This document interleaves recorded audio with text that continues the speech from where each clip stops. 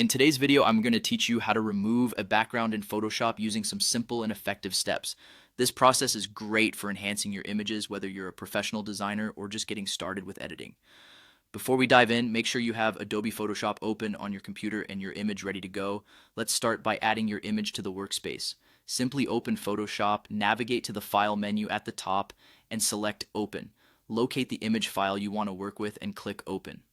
Once your image appears in the workspace, it's always a good practice to make a duplicate.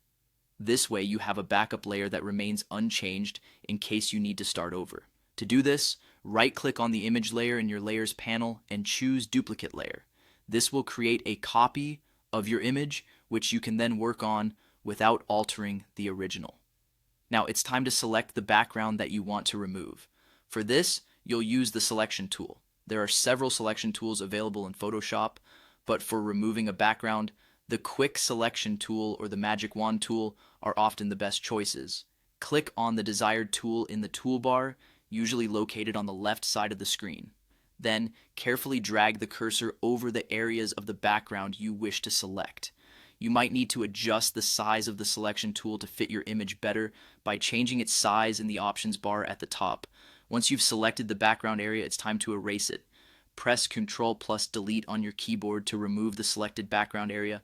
If you notice any unwanted sections have been removed, you can use the Undo option under the Edit menu, or simply press Ctrl plus Z to go back a step.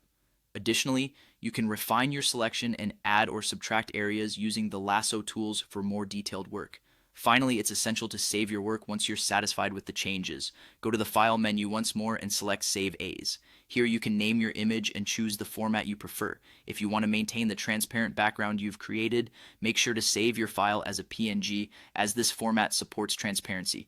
Click Save and adjust any settings if necessary before confirming your choice. And there you have it, a cleaned up image with the background successfully removed.